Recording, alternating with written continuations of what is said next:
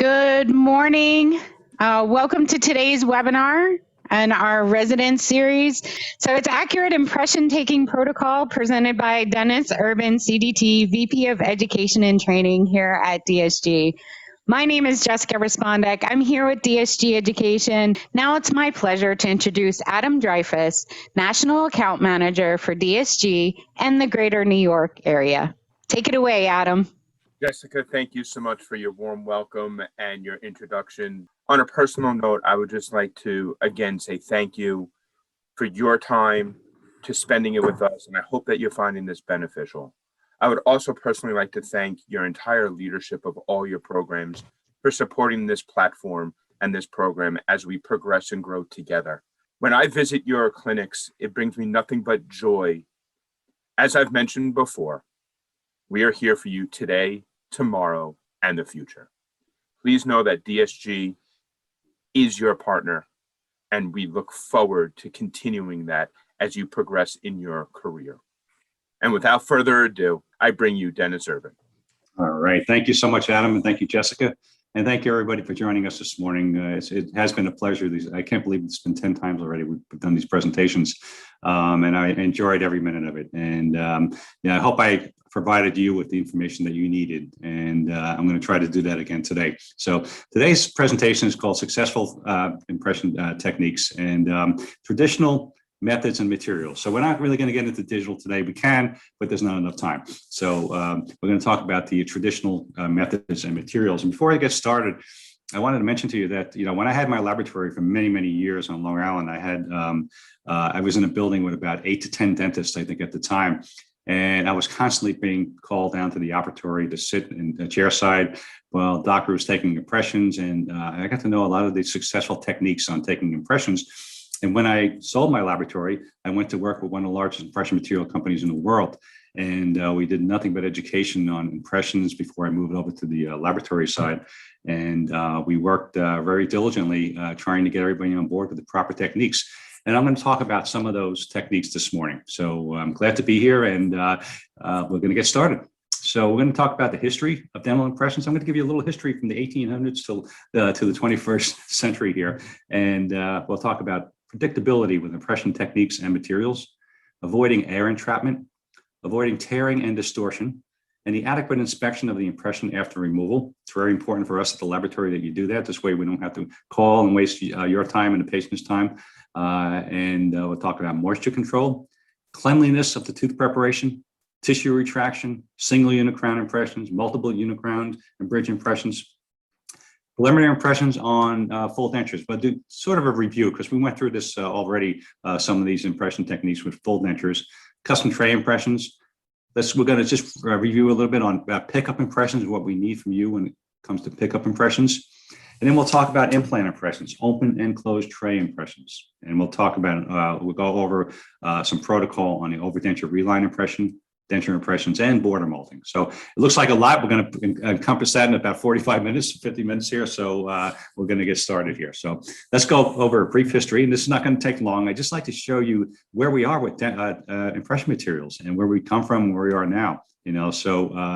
It's been a long journey, and it started out back in 1787 with John Greenwood when he started using beeswax for dental impressions, and we still see beeswax today with some of the bite registrations that are taken. And every once in a while, no kidding about this, I see a beeswax impression in a full upper denture, and it's a pain in the neck to clean out and pour because it distorts very easily.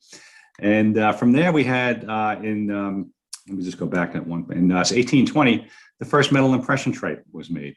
And from there, we went all the way to 1844 when Greenwood's grandson was utilizing plaster of Paris for impressions. And, I don't know if any of you remember plaster of Paris and impressions, but when I first started out in the dental laboratory, plaster impression in Paris were done quite frequently. And it was done in a metal tray. And once the impression materials of the plaster set up in a mount, that had to be broken apart. It was put back together in the tray. We got it back in the laboratory. We had to use a separator on the plaster and soak it, and then we poured stone into it. So it was a difficult procedure, So we used that for quite a long time. And then in 1848, gutta percha was used. As you know, gutta percha is used for many uses in the operatory, especially root canals. But that was used for impressions also. And I don't know how successful it was, but and then we shoot over to 1862 with wax with dental plaster, wash rather. So you had a wax with a combination of plaster. So look at it's amazing how the different types of impression materials that were trying to be utilized at that time. And then we jump over to 1874 when SS White, a well-known dental company, came out with modeling plastics, but they weren't too sure what to do with it. So the Green brothers introduced the method for modeling plastics, for taking impressions. They actually utilized these modeling plastics for actually capturing the post-dam. They realized that the post-dam was crucial to the retention of full dentures, and that's when they started using modeling plastics. So, and then the first cups and tray in 1915, they used a black mold modeling plastic, and then polymer agar was used for dental impressions in 1925. You're not too sure what that is. That's a reversible hydrocolloid material, but it wasn't used for edentulous patients. So we're going to slim down the timeline to about 2 more slides here. But as you can see, in 1920, impression waxes were developed, and they were used for taking full impressions and sometimes fully edentulous impressions. And they weren't too successful with it. But in 1930, the first time use of zinc oxide eugenol for impressions was used. And let's see, like an Apatow material. And we used to see a lot of these types of ZOE impressions in the laboratory when I first started out, when I opened my lab back in 1980 and even before then. And zinc oxide eugenol it took a great impression, especially on fully edentulous patients, but was very difficult to clean and wash out of the denture or whatever the impression terrain they were utilizing. And then it had an effect on full denture bases. It actually bleached it sometimes. It had a bleaching effect, and it would leach into the model, and now it would leach into the denture. So even though it was an accurate impression, there were some problems with ZOE at the time. And then 1940, Wright and Denon has the first alginate impression, and it was used for corrective washing procedures. And then and now it's used for preliminary impressions, still used. And so the timeline has come pretty far. And then we'll get into, we have about 2 more slides here I'm going to show here. And then 1955, elastomeric impressions introduced, and polysulfide and a silicone-based impression was introduced. So, and then 1973, we moved over to the first moldable acrylic material for tissue conditioning and functional impressions. And this tissue material is still used for functional impressions today, quite successfully, especially with cases where there are immediate dentures. And lastly and finally, we had our PVS material introduced, and that was back in 1982, and that was 3M SB. They had the first vinyl polysiloxane material, and it was introduced. And we've come quite a way with different vinyl polysiloxanes, or VPS or PVS, however you want to call it. And they really honed it down over these years to make it a truly successful type of impression material. So there's your dental impression timeline in about 2 or 3 minutes here. So I hope you enjoyed that. I'd like to show a little bit of history about some of these materials when I speak about them. So let's talk about the essentials for a successful case. Of course, you want to have the correct shade, definitely correct shade, and a good correct bite and occlusal record. And most importantly is a good impression. And and also the proper use of materials. And we'll get into that in a little while here. So before we get into everything, I want to just show you the remake factors in the laboratory. Number 1 is inadequate impressions. Number 2 is the inaccurate occlusal registration. Number 3 is poor shade communication. And number 4 is the wrong choice of materials. And we talk about the wrong choice of materials. I'm also elaborating a little bit. I'm going to elaborate a little bit on a wrong choice of materials for implant cases, implant dentures, and from impression materials all the way to the final restoration. So that's really important also. But number 1 phone call we make in the laboratory is on inadequate impressions. So that's what we're going to stress today on some of the protocol and what to look for, and what some of the problems that occur with impression taking with some of these materials. Let's just touch a little bit first on VPS. What are VPS impressions? Well, VPS impressions are made with a vinyl polysiloxane impression material, and it's so widely used by dental professionals all around the world. And the material is intrinsically hydrophobic to increase hydrophilicity, And soap-like molecules called surfactants are added. And these surfactants help with the accuracy of the material. We even spray a surfactant on the impression before we pour it. So we have that hydrophobic effect with these impression materials. So, and VPS materials are also sometimes called PVS. So either way, we know what you're talking about, what are the different types? VPS materials are also sometimes called PVS, compressed material, but they're available in multiple viscosities. And we have to decide what kind of viscosity to use for for specific impressions. And they're also available as an alginate alternative for preliminary impressions. But what I've seen with the alginate alternatives, though, with this material, I never see a really good, successful impression. I mean, sometimes I see a good accurate impression, but majority of the time I see a lot of pulls on this alternative alginate material. So just be careful with the different kinds that are out on the market. There are some that are good, and there are some that are terrible. So, but basically, what you're going to get for the VPS material is, auto mix cartridge like we see here with various viscosities, and is utilizing a gun like this or auto mix automatic gun in the operatory.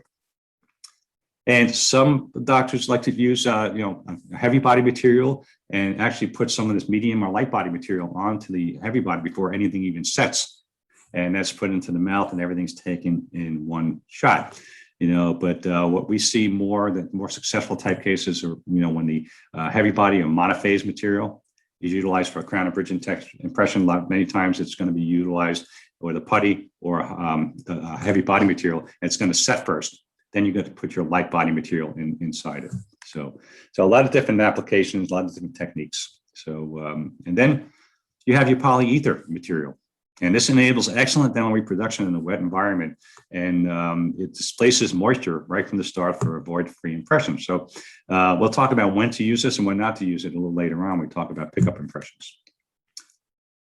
And then polyether materials offers a high rigidity after setting to keep copings in place, ensuring precise placement of implants.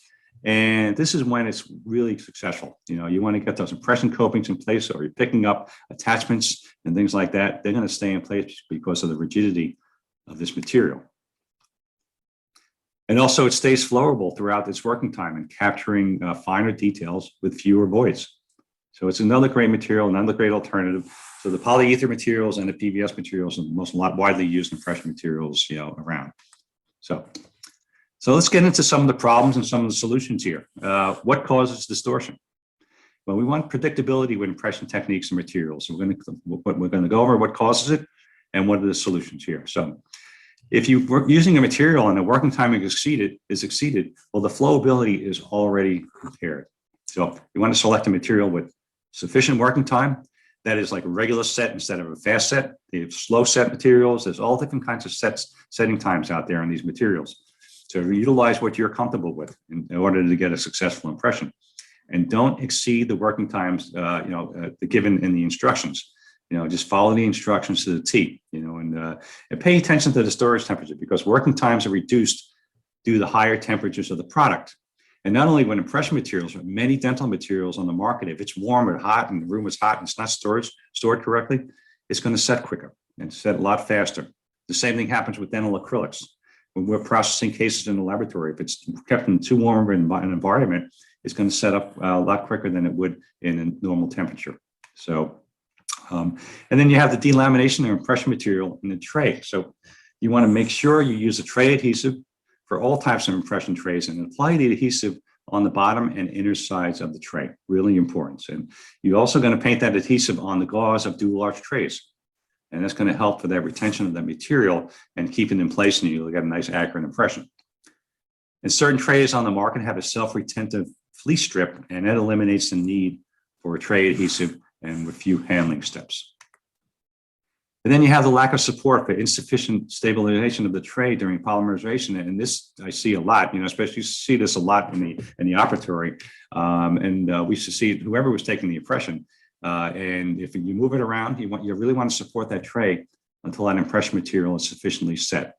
I used to see a lot that the impression was taken, And in the initial stages of the impression, the doctor or the assistant would tell the patient to hold it in place and hold it themselves. And the patient would just kind of rock it back and forth and not hold it steady. And this is when you're going to get distortions. So you want to stabilize the tray after seating to avoid any movements. And when taking the impressions of the upper jaw, you can easily find support on the chin or cheekbone of the patient. And with the impressions on the lower jaw, patients just close their mouths a little bit as much as possible without biting down on the tray to avoid deformation. So even if they close a little bit, it helps out. So, and try to avoid correcting the position of the tray after insertion, because the more you move it, the more pulls you get and the more voids you get in the impression. And distortions during the impression removal. You want to ensure that the impression tray is the proper size prior to taking the impression, and the material has excellent elastomeric properties. Something that's not going to rip and tear. And you want to remove the impression along the axis of the prepared tooth. So don't go twisting or turning and twist. You want to make sure you remove it along the axis of the prepared tooth so you don't have those distortions. We want to make sure the impression material has completely set before removal. And select impression trays. When you select impression trays that are too flexible, sometimes it distorts it also. So you want to use a rigid tray. And when using dual arch trays, impression materials with low flexibility and high shore hardness are beneficial to stabilize that impression.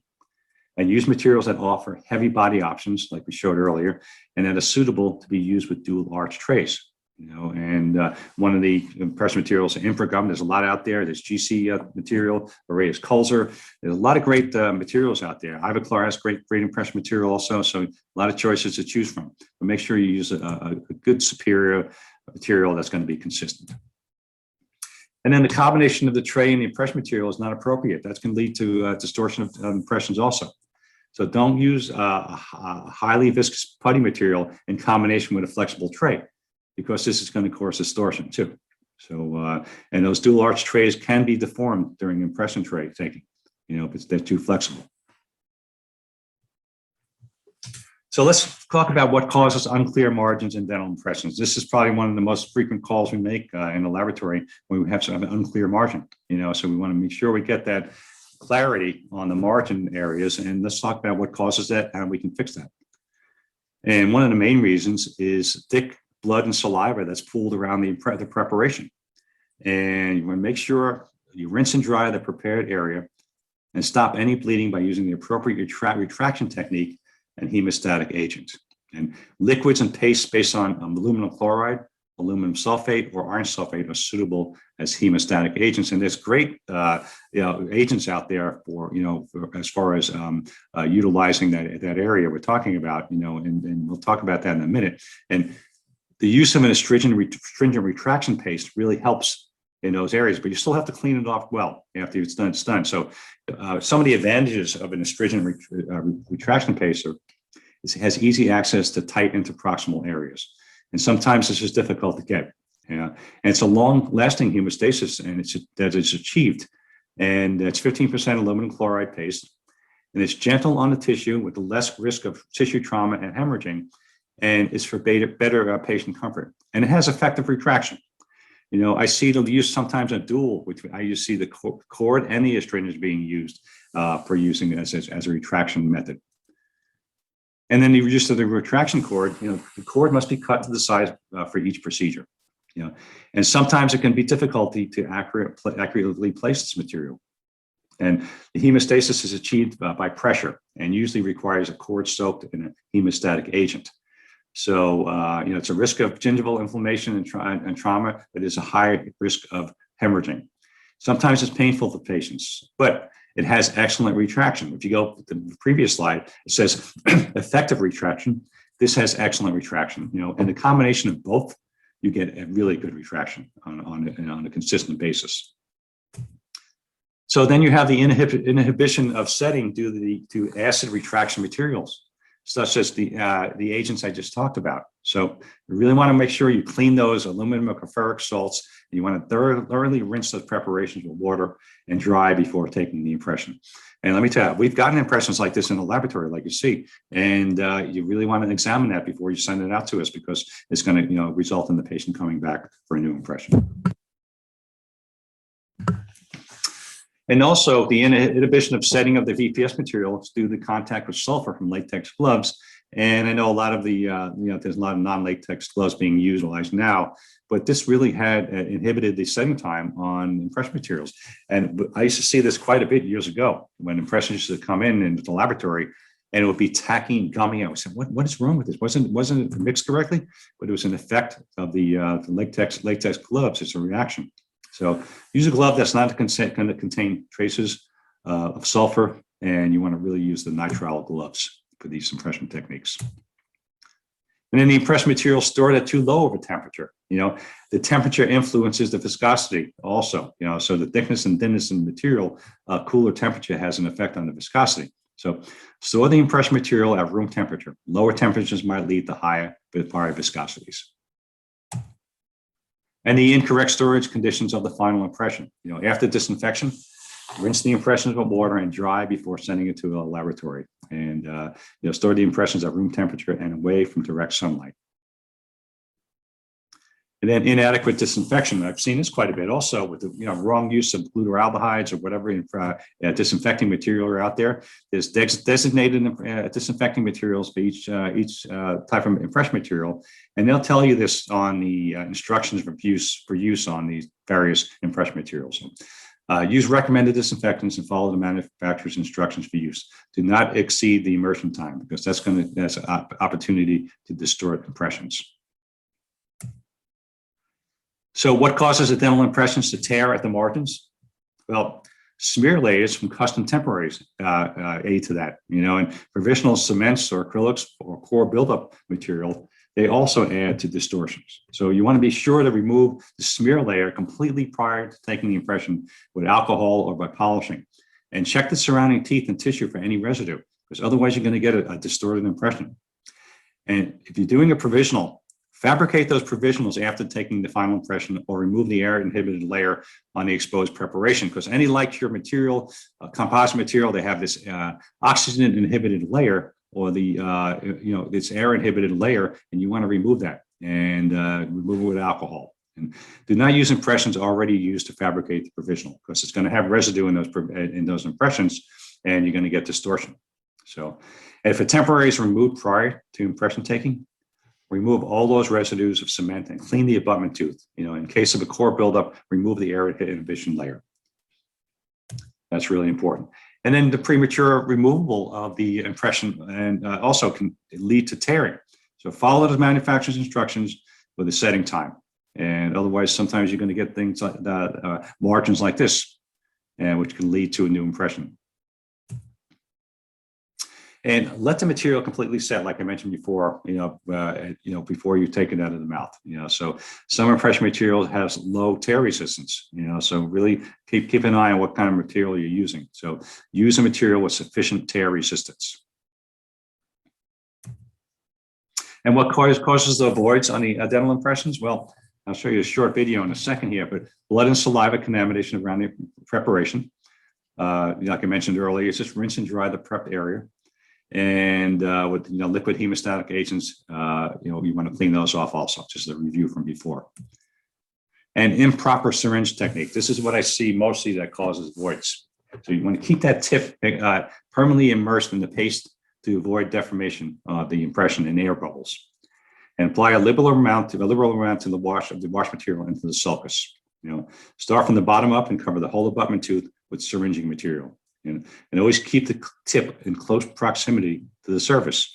And bleed that cartridge prior to loading, because sometimes, we had a major problem when we were selling this material, that there was always air in those cartridges or air in the dual mix cartridges. You want to extrude that and have a nice flow of material without any air.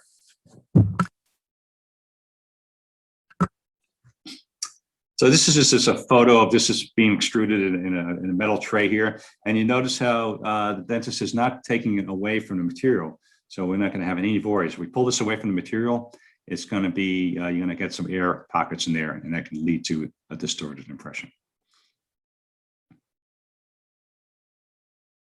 All right, good. So let's talk a little bit about crown and bridge impressions. And I think we're going to do a little review because we talked about triple tray way back when we started doing these lessons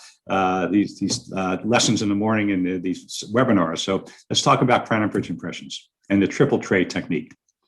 So you're going to utilize a light body impression material to prepare teeth to capture the detail, as we showed earlier. And then the heavy body material is placed on the tray and then placed over the light body material to form the impression on triple trays. So just be very careful with triple trays because I do see distortions on triple trays also. And then you're going to be taking a bite registration at the same time. So the patient is going to bite into the impression material until it's set. So implant impressions. Let's talk about implant level or abutment impressions with open tray and closed tray techniques. Let me make sure my time is going. Oh, good, plenty of time. All right. So let's talk about the open tray technique. You can easily utilize a stock tray, or you can cut openings or you can utilize a custom tray rather. So when you use the stock tray, you're going to make those openings in the tray. You're going to cut them out. And I like utilizing the custom tray because we know exactly where those implants are, and we can actually make those openings exactly where they're supposed to be. And now with CAD/CAM trays, it's great because you can design these trays in a matter of minutes on the with Exocad or 3Shape, and it produces a tray with the exact opening. So there's no guesswork. You don't have to worry about cutting these openings out in the office. So I like utilizing the custom tray for the open tray technique. And with the open tray technique, the impression tray is coated with an adhesive and loaded with a heavy body material. And then concurrently, the light body impression material is expressed around the copings to capture the morphology of the soft tissue. And what we see quite a bit is that, many times that light body impression material is not expressed enough around the soft tissue. And we really need that impression of the soft tissue, especially when we're measuring cuff heights on implants. And monophase impression material can be used as a convenient and practical alternative to the combination of heavy body and light body consistency. And utilize a Q-tip or something to wipe the excess material across the occlusal opening to expose the occlusal aspect of the coping or the screws, and so you can locate those screws after the material sets up. So this is just showing the open tray technique. The impression coping is put in there. This doctor happened to just cut out the window from the stock tray. And we had the lighter body material was extruded, then we had a heavy body over that. And you can see on the bottom left here, that's where the light body material is on the right, lower right-hand side. Let me see if I can, this way you can see this. I'm going to do a highlighter here. That area right there, that's where you see it. So you want that lighter body material in there and then go from there. So and then, you can see here's the final impression here. So we put the model analog in, we attach it to the impression coping, and we pour a soft tissue model, and that's how we get our open tray technique. So, and this is just a short video here. The doctor taking a stock tray out of the mouth and unscrewing this tray here. He created some windows in there so that impression coping can come through. Removes it from the mouth there. So, and I'll show you the next slide here.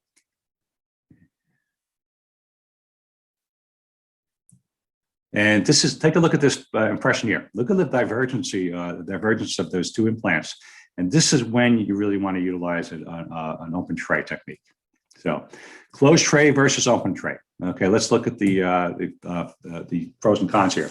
So the open tray technique is specifically indicated when the implants are not sufficiently parallel to allow an impression to be withdrawn from multiple impression copings, just like you saw earlier. So sometimes with a closed tray technique on this with divergency issues, you're going to have a problem.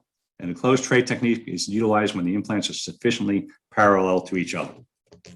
So again, with the closed tray technique, stock tray or a custom tray can be used. Closed tray impression copings are placed on the implants or multi-unit abutments, and the impression is made.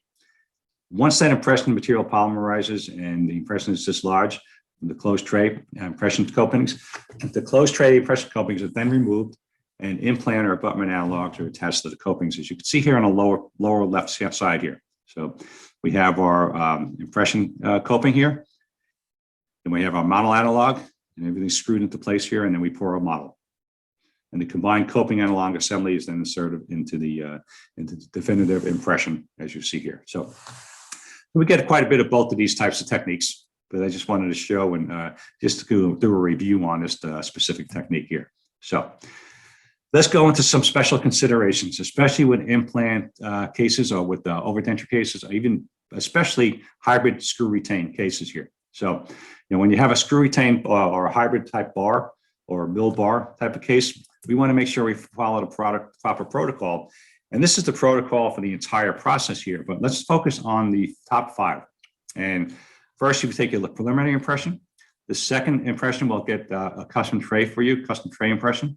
Then we'll either open tray or closed tray, and then we'll make that master cast. And after that master cast is done with the soft tissue model, we'll make a verification index, and that's a necessary thing that we have to do here. And at the same time, you'll take a occlusal registration. So those 5 steps right there are key when we're making our hybrid type screw retain cases. So, and when it comes to implant overdentures, I get, especially lately, I've been asked a lot about Reline impressions on full overdentures. So let's talk about, a few minutes about relining a locator denture or an overdenture case. So first thing you want to do, I see this a lot in the operatory where I see the clinician taking an impression with the existing caps in place. And many times we'll get the impression back in the laboratory and there'll be impression material where the locator attachments are. So we know that's not fully seated and there's going to be a problem when we reline this case. So I recommend grinding out those housings and denture caps from the denture and, create a space. You can utilize it with a carbide burr. You can utilize carbide burr to make that space. There's also special burrs that they sell for this, recessed burrs. Oops, let me just, and also it has a chair, they have a chair side kit that many companies sell. This happens to be one from Zest, and this works out really good. So you're gonna create that space for the new housing and the attachment. And we're gonna place the new denture caps or housings on locator abutments. And then you're going to take your impression. Okay, so make sure this is the kit that you need in the operatory, or we can provide it from the laboratory. Your spacer, and then we have your processing caps, and we'll process these at the laboratory if you want, or you can process them chairside. But let's talk about doing this at the laboratory. So as far as processing, but before you take your impression, your Reline impression, make sure there's no interference and that denture comes on and off that off the ridge easily, and there's no interference with the locator caps. Then roughen up the borders. Put some adhesive, do your border molding, make sure you capture all the musculature and muscles and attachments and the periphery. After that's set up, you're going to paint some more adhesive in there and put a light to medium body in there. I don't like to use a heavy body in this instance because it compresses the tissue too much. And then everything's picked up. If the denture caps don't come off, or the housings don't come off in the impression, you can just pop them off the attachment in the mouth. Just pop them off there and then put them right in the impression. So that's easy to do. So then you're going to send this to us at the laboratory, and we'll do that reline for you. All right, so real simple. And there's your model analog. We'll pop that model analog in there, and we'll pour a model, and we'll reline the case. And you can either do this chair side, but I might say 80% of the time we're processing the attachments in the laboratory. So I would say remount that, like I said, remount that denture and make sure you take a new impression with new housings and attachments. So these are very successful procedures, and it works pretty much every time. So let's do a little review on full denture impressions. We want to utilize a stock tray to take a quality preliminary impression. You want to capture all the anatomical landmarks. And usually when we get a good, accurate preliminary impression, we're going to make a good custom tray for a good, accurate final impression. And we utilize a custom tray material. It could be light cure, it could be vacuum formed, but something that's rigid and strong. When we make our custom trays, we come a couple of millimeters short of the border, so it allows you to do some border molding. And people ask about tissue stops. Is it necessary? It's okay, but you have to be careful with these tissue stops, because many times with these tissue stops, sometimes it's the tissue stop is put near the papilla and it compresses the papilla, and we need that papilla reading for when we set our denture teeth. Because on an average, we're coming out from 8 to 10 millimeters from the papilla. So we usually create enough space without tissue stops in the tray. And I see sometimes that that there was too much pressure put on the custom tray where those tissue stops are, and we get little indentations in the model, and we'd have to relieve those, or just relieve those areas when we're making the denture. And we block out only undercuts for you, so you have enough material, impression material in the tray to take a good accurate impression, and we want to make sure that tray doesn't get locked in. Preparations, I don't really recommend preparations. Maybe if you're using an alginate material, but usually using a PVS material. And if you're using a light body or medium body, those preparations are going to cause that material to just drip out all over the place. So just be careful if you're asking for preparations, and you make sure you utilize the right material. So the second custom tray impression, you really want to get an accurate impression. You border molded it. You want to make sure you have all the borders and anatomical landmarks, and it captures the impression, including the rest mold pads, hamular notches, and the freening. And there's your border molding technique again. So we're putting some adhesive, just like we showed on the Reline, adhesive on the borders. And then you can either use putty material, or you can use a moldable material like this here. So it's either one works. Just be careful if you're using border molding material and you're going in the post-dam area. Try not to put too much in there because many times it'll have to be too much material. And we put a post-dam in the model, and in the lab we go 2 to 3 millimeters into the model. And sometimes it has an effect of actually pushing that denture out of the mouth as opposed to giving it suction. And how about a functional tray with a functional occlusal rim? Well, we can do that. This is a great way to take an impression and an occlusal registration in one visit. But you're utilizing the same methods with border molding, and you're taking a nice functional impression, and you're also taking a nice occlusal registration at the same time. And here's your master model with the functional tray and impression. And the bi-registration, utilizing this functional impression with therapeutically designed bi-rims, is pretty much one of the most reliable ways to transfer the oral situation to the articulator. Because here we are at the laboratory, we're doing these dentures, and there's 40 millimeters of intraocclusal space there that we have to fill. We want to feel like the patient is with us at the bench. And so we get all this information from you at the dental office, and we put this on a fully adjustable or semi-adjustable articulator. It's so easy to do these types of setups, especially with this functional impression tray. And the final impression, just use an accurate material. And if a good preliminary impression was taken, you're going to have a good final impression, and it's going to be accurate.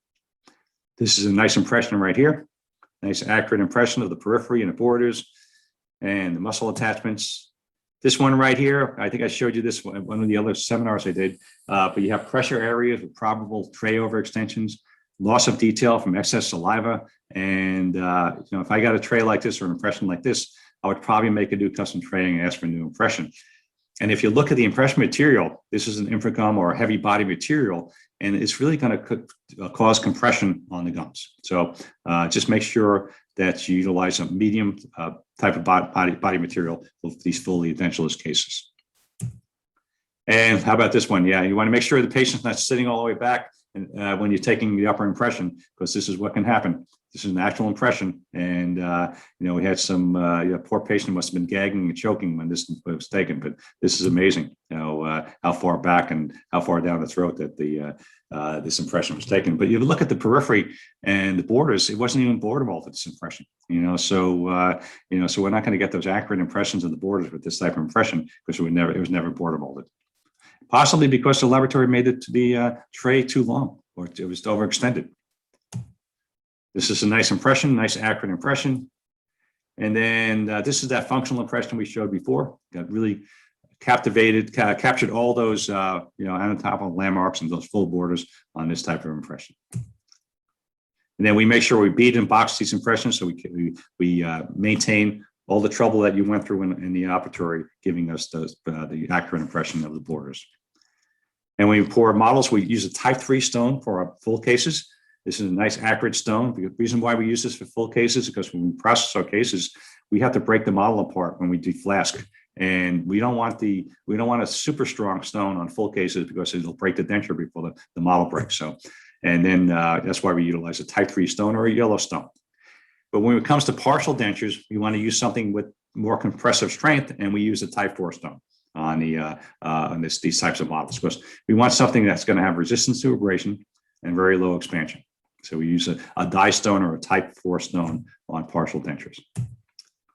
And then finally, with pickup impressions here, this is an acrylic partial, and many times we'll get, I think this is an alginate impression, which is fine. If you have an acrylic partial, please try to take an alginate impression, because I've seen acrylic partials being taken with infragum type impressions, and it's too rigid. We try to get that impression out of the impression tray, we're going to break the denture. So it could cause problems. And the same when we're doing a crown under a partial, same type of thing. Just be careful with the rigidity of the impression material, because sometimes we'll try to take that partial out and it's going to be difficult, and we might even warp the partial. So be careful with these pickup impressions.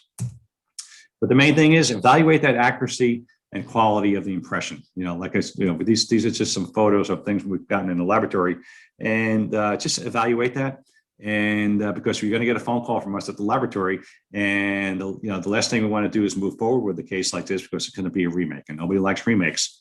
And our ultimate goal here is patient satisfaction. So we want patient satisfaction. We don't want to inconvenience the patient. We want a nice, successful restoration, and the communication between us and you and the operatory. With that, I'm going to end the presentation. If anybody has any questions, I know we went through this pretty quickly here. Good timing, though. It's 8:45, and I'll be glad to take some questions if you have any. But thank you so much for joining us today.